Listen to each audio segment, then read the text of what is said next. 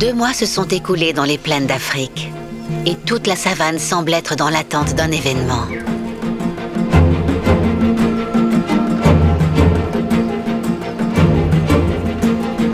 Après 15 longues semaines de gestation, Malika est désormais arrivée à terme.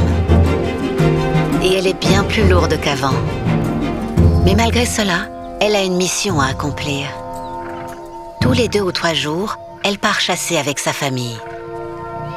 Plus il y aura de lions à prendre part à la chasse, plus ils auront de chances d'attraper une proie.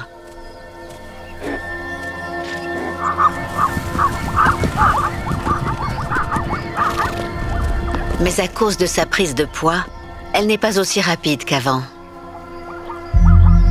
Et aujourd'hui, Malika se sent incommodée. C'est le signe qu'elle est bientôt prête à mettre ses petits au monde. Mais elle ne peut pas mettre bas ici, à découvert, en plein territoire de chasse. Pour la première fois de sa vie, Malika va devoir quitter sa troupe et renoncer à la protection et au soutien de sa famille.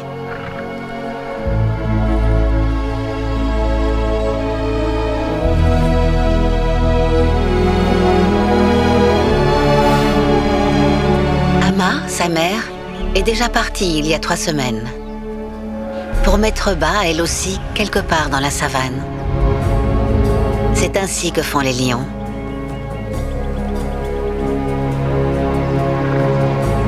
Le seul refuge qui vient à l'esprit de Malika, c'est un piton rocheux qui se trouve à la périphérie du territoire de son clan.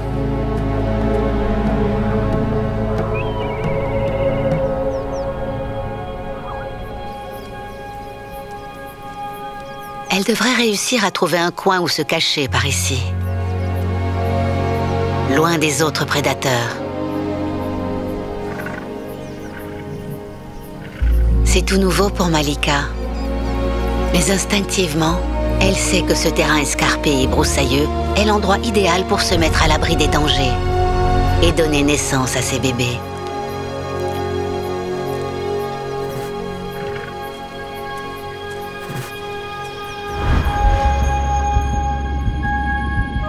À 15 semaines, les 2 lionceaux sont encore petits mais parfaitement formés. Issa et son frère Nourou sont maintenant prêts à venir au monde. Avec un poids d'1 kg 300 g chacun, ils sont 10 fois plus lourds qu'un chaton qui viendrait de naître. Et ils semblent déjà impatients de découvrir le monde extérieur. Issa donne des petits coups et s'essaie même à la course à pied. Ces mouvements qu'elle teste dans le ventre de sa mère sont déjà profondément ancrés dans ses gènes. Ses yeux ne s'ouvriront qu'1 semaine après sa naissance. Elle ne verra rien, mais elle ne sera pas complètement perdue pour autant. Elle pourra compter sur ses moustaches pour se repérer. Ce sont des capteurs sensoriels très puissants. Sensibles au toucher et aux vibrations, elles permettront à Issa de voir, même les yeux fermés. Et pour couronner le tout, la petite Issa possède désormais un incroyable pelage qui lui recouvre entièrement le corps. Contrairement aux lions adultes qui ont une fourrure dorée, les lionceaux naissent avec un pelage tacheté. C'est le camouflage idéal pour protéger Issa et son frère Nourou des dangers. Les 2 petits seront très vulnérables lorsqu'ils viendront au monde. Alors toute aide sera la bienvenue.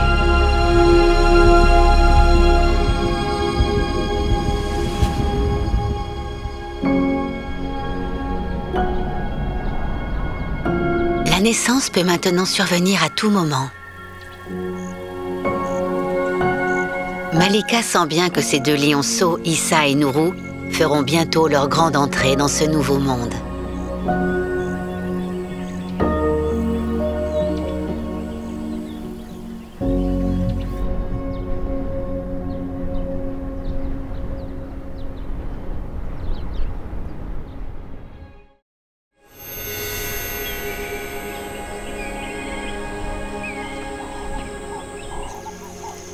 Les premières lueurs de l'aube éclairent les sommets du piton rocheux.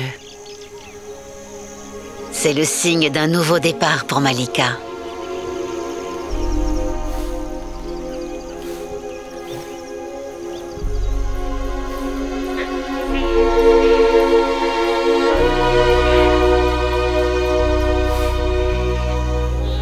Issa et son frère Nourou sont arrivés.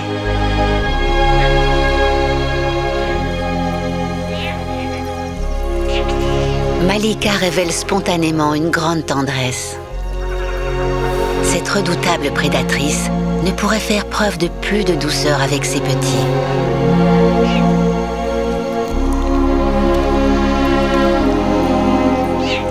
Depuis leur naissance, ces deux petites boules de poils sont devenues le centre du monde pour Malika. Pour le moment, Issa et Nourou ne vont pas pouvoir faire grand-chose, mis à part se nourrir et dormir.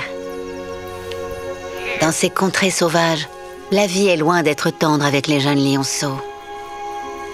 Les prochains jours s'annoncent éprouvants et la jeune maman ne devra à aucun moment baisser la garde. Malika va devoir rester à l'abri. Et elle devra faire tout son possible pour protéger ses petits.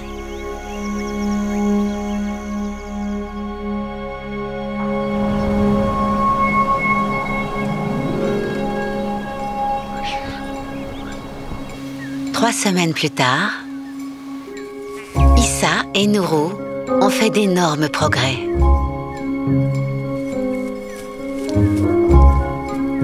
Ils ont déjà doublé de taille et de volume.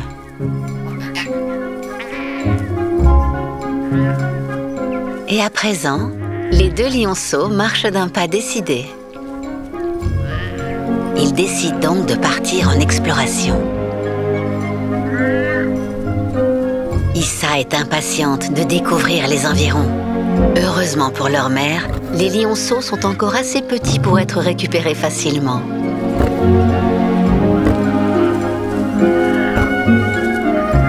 Quant à Nourou, il n'a qu'une chose en tête, mâchouiller tout ce qu'il trouve.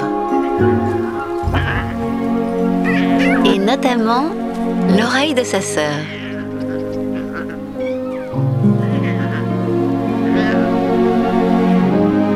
Mais c'est éreintant de jouer à la bagarre.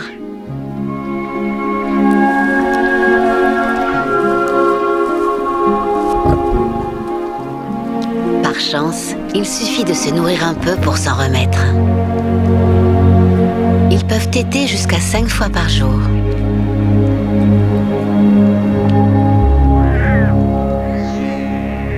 Le lait de Malika, riche en protéines et en matières grasses, maintient les lionceaux en bonne santé et leur donne de l'énergie. Mais pour en produire suffisamment, Malika va avoir besoin de manger.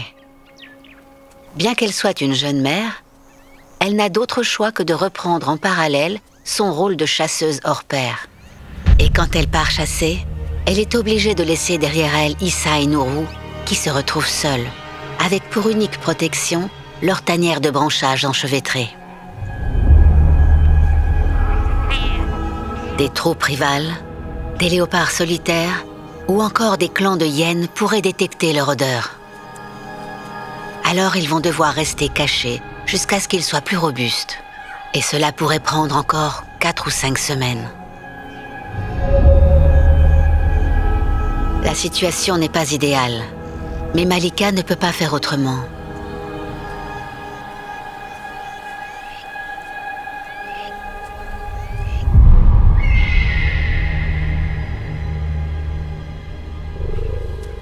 Habituellement, sa famille est là pour appâter les proies et pour leur tendre une embuscade.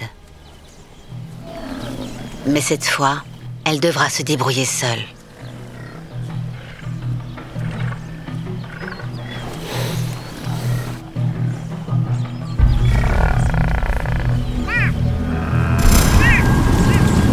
Elle a été repérée.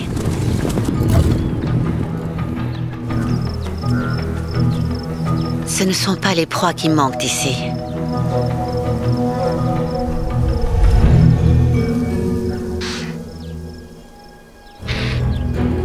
Mais l'herbe est trop courte pour pouvoir s'y cacher.